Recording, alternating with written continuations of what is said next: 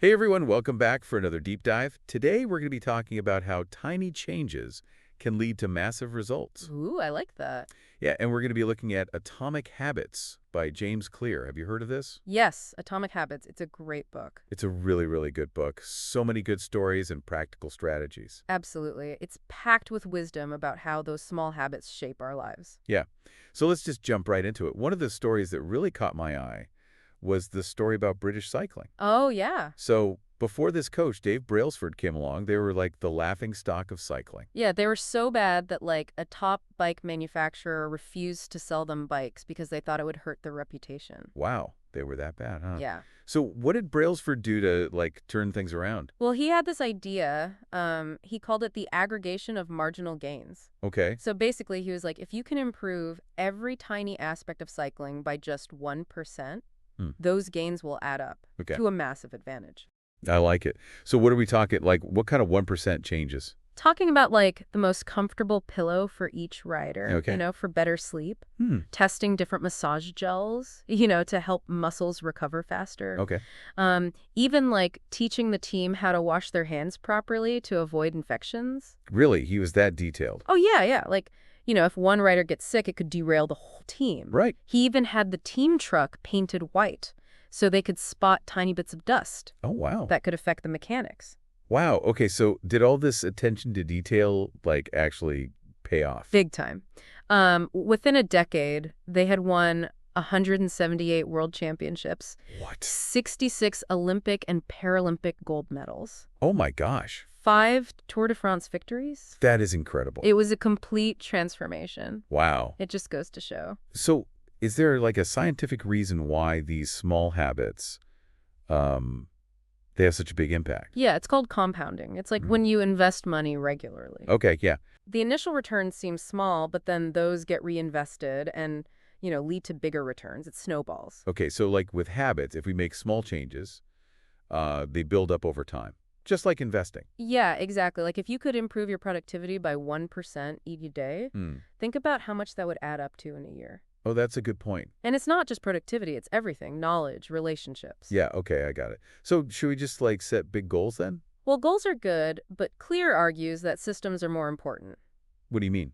Well, goals are what you want to achieve. Okay. Systems are how you get there. Oh, okay, so it's not just about the destination, it's the journey. Exactly. Think about 2 people who want to run marathon. Okay, yeah. One person just focuses on the goal. Mm. The other person focuses on a daily running schedule. Okay, I see. Who do you think's going to cross that finish line? I think the one who focuses on their system of running daily. Yeah, exactly. Okay, so it's about consistency. Yeah, it takes the pressure off reaching these big targets immediately. Okay, that makes sense. And it helps avoid, feeling disappointed. Right. When you don't reach the goal right away. Yeah. So, is it all down to willpower then? Well, that's where it gets really interesting. Clear says there's actually 4 stages of behavior change. He calls them the 4 laws of behavior change. Okay, I'm ready. Let's hear them. Okay, so the first one is make it obvious. Make it obvious. All right. So it's all about being aware of what triggers your habits, both good and bad. Okay, I mean, if we don't know what's triggering us, how can we change anything? Right. So he suggests this thing, this habits scorecard. Oh, okay. You write down all your daily habits Mm, from the time you wake up to the time you go to bed. interesting. Okay. And you'll be surprised what you find. Yeah, probably. So once you've identified your habits, then what? Well, he recommends implementation intentions. Hmm. So basically making a plan Okay. for when and where you'll do your new habit. So it's instead of just saying, I'm going to exercise more, you actually say, I'm going to go for a run at 7 a.m. in the park, right? Exactly. You take the guesswork out. Yeah. No more excuses. Okay, so that's making it obvious, right? What's next? Well, the next one is make it attractive. Make it attractive. All right, so how do you make something I don't know, meditating attractive? Well, he suggests something called temptation bundling. Temptation bundling? What's that? So you pair something you need to do with something you want to do. Okay, so I only let myself listen to my favorite podcast while I'm running. Yeah, exactly. You use your cravings to your advantage. Okay.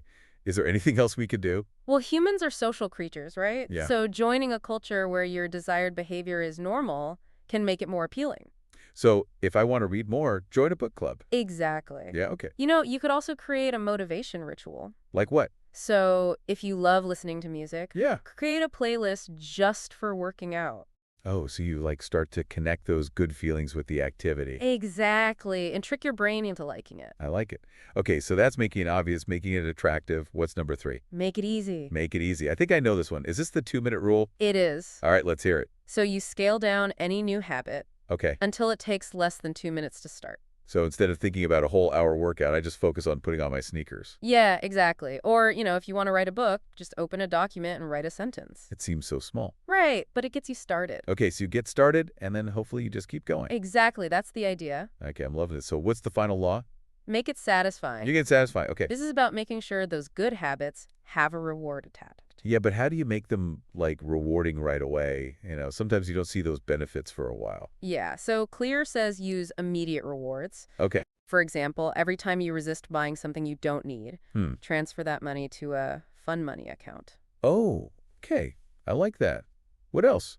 You can make the bad habits unsatisfying. So, like, create a consequence for myself if I don't do something. Yeah, like a habit contract. Okay. Say you miss a workout, Hmm. you have to donate to a charity you don't support. Oh, ouch. Okay, yeah, that'd work. Right, it adds a layer of accountability. Yeah, And just simply tracking your progress can be satisfying. like marking an X on the calendar each day. Yeah, you see that chain of X's growing longer each day. And it feels good? Yeah, Okay, wow. So make it obvious, make it attractive, make it easy, make it satisfying. Those are the 4 laws. yes. This is great stuff. So we've covered a lot, but I'm guessing there's more, right? Absolutely. As we dive deeper into the book, we're going to be exploring even more strategies and tactics. Oh, excited. But before we do, why don't we take a break here? Sure. We'll be back in a bit to dive into the next layer of atomic habits. All right, we're back. We've been digging into how to build better habits with atomic habits as our guide. Yeah. We talked about how small changes can lead to big results. Yeah, and we learned about the 4 laws of behavior change, making it obvious, attractive, easy, and satisfying. Exactly. A practical framework for forming those good habits. I'm curious, though, what about our environment? Ah, yes. How does that play into our habits? Well, Clear says that we often underestimate how much our surroundings affect our actions. Okay, I'm listening. Give me an example. Well, he talks about the Vietnam War heroin epidemic. Okay. Over 15% of U.S. soldiers were addicted to heroin in Vietnam. Wow, that's a lot. But when they returned home, 95% of them just quit. Really? 95% just quit like that? Yeah.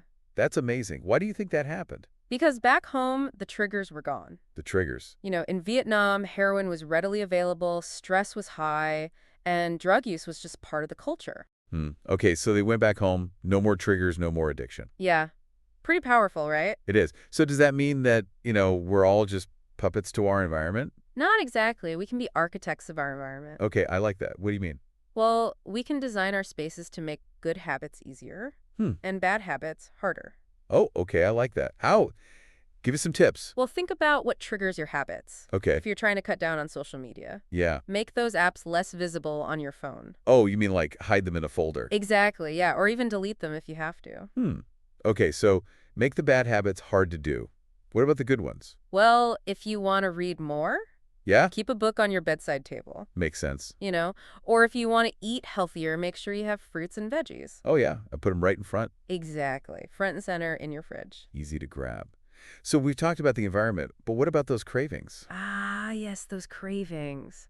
Those urges that are so hard to resist. Well, remember the second law, make it attractive. Yeah. Well, we can also make it unattractive. Make it unattractive. Okay, how do we do that? Well, one way is to focus on the negative consequences of those bad habits. So like if I'm trying to quit smoking, Yeah. I keep reminding myself, this is bad for my health, this is costing me money. Exactly. Imagine those consequences. Okay, so instead of thinking about the pleasure, think about the pain. Exactly. Interesting. And changing your social circle can help too. Oh, you mean like hanging out with people who don't have those bad habits? Exactly. Surround yourself with people who inspire you. Yeah, it's true. You become like the people you spend time with. Right. Choose your friends wisely. Okay, that makes sense. So we've made it unattractive. Is there anything else we can do to like solidify those good habits? Ah, yes. There's this idea of commitment devices. Commitment devices. Okay, tell me more. So it's like you make choices now Hmm. that guarantee your future behavior. Oh, so like setting myself up for success. Exactly. I like it. Any examples? Clear talks about Victor Hugo, the author of Les Miserables. He Okay. had a deadline, but he was having trouble writing, so he locked away all of his clothes except for a big shawl. So he couldn't leave the house? Right. That's commitment. Yeah, I'm not sure I'd go that far. Are there like any simpler ways to do this? Of course, you can use technology. Like what? Well, you could use a website blocker. Ah, Block social media during work hours. yeah, so I'm not even tempted. Right. Or if you're trying to save money, you set up automatic transfers to your savings account. Okay, yeah, So the money's gone before you can even spend it. I like that. And, you could even make those bad habits more difficult. Okay, yeah. Like if you're trying to watch less TV, Hmm. unplug it after each use. Yeah, or even put it in a different room. Exactly. Oh, these are great. So we're like designing our environment to make good habits easier and bad habits harder. You got it. Okay, I like it. But how do we go beyond just making it easy to do to actually making those good habits enjoyable? Ah, that's where make it satisfying comes in again. Okay, Remember, our brains love pleasure and hate pain. right. So how do we make those good habits pleasurable, especially in the beginning? You can use reinforcement. Okay, Reward yourself for sticking to those good behaviors. okay, I'm listening. So after a workout, treat yourself to a smoothie. Ooh, that's a good one. What else? Well, remember we talked about tracking your progress. Yeah, the X on the calendar. Exactly. It's really motivating to see those visual cues of your success. Yeah, it does feel good. And it's not just about external rewards, it's also about recognizing those intrinsic benefits. Oh, yeah. Like when you exercise, you Yeah. start to feel more energetic, you sleep better. Exactly. Those become rewards in themselves. It's like your body is rewarding you for those healthy habits. Okay, this is great stuff, but are there any like downsides to focusing so much on habits? Ah, that's a good question. And Clear talks about that. He says it's important to be flexible. Okay.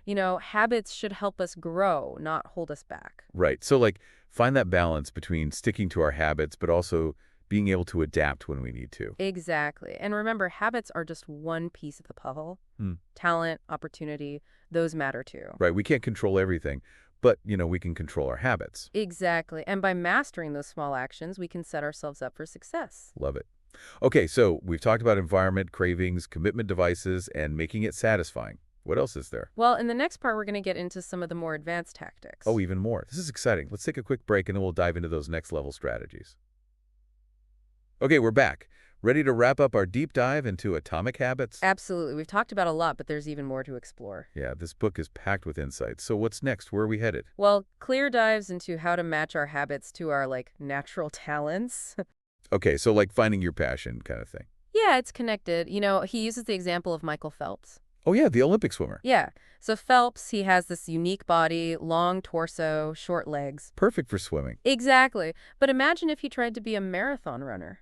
Oh yeah, that wouldn't work out too well, would it? Not really, right? Like trying to fit a square peg into a round hole. So what's the point? Well, it's the same with habits. If you're trying to build habits that don't fit your natural strengths, it's going to be a struggle. Okay, so how do we figure out what our natural strengths are? That's the tricky part, right? Well, Clear suggests asking yourself a few questions. Okay. Like, what feels like fun to me, Hmm. but work to others? Okay. What comes naturally? Okay, yeah. And where do I get better results than the average person? I like those questions. It makes you think about what you're naturally good at. Right. So you can then choose habits that help you leverage those strengths. So it's about working smarter, not harder. Exactly. Now, have you heard of the Goldilocks rule? The Goldilocks rule. Yeah, isn't that about finding the right balance? Not too hot, not too cold. Yeah. So with habits, it's about finding the right level of challenge. Okay. Not too easy, not too hard. So you don't get bored or overwhelmed. Exactly. You want to hit that sweet spot where you're challenged, Hmm. but not frustrated. Okay, yeah. So like constantly pushing yourself a little bit further. Exactly. You want to keep growing. Got it.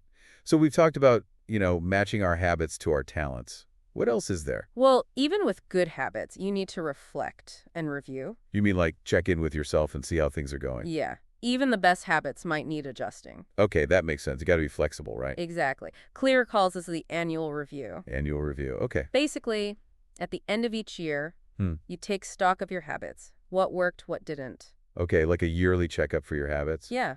You can even do it more often. Maybe every few months or even weekly. Okay, yeah. Just stay mindful of your progress. Exactly. So what's been your biggest takeaway from Atomic Habits? Well, I think it's that small changes can lead to huge results. Yes, absolutely. It's not about those big, drastic overnight changes. It's about those tiny little improvements that build up over time. Yeah. Like we said before, like compound interest. Right. And it's not all about willpower. Yeah, motivation fades. Yeah, it does. So you need to build systems. Yes, systems that work for you. Right. Use those 4 laws of behavior change to make those good habits stick. It's been great talking about this with you. Me too. So what's one thing our listeners can do, like right now? I would say think about who you want to be. A healthier person, a better artist, a more patient parent, whatever it is. Then Pick one tiny habit that gets you closer to that. Okay. And just do it for 2 minutes today.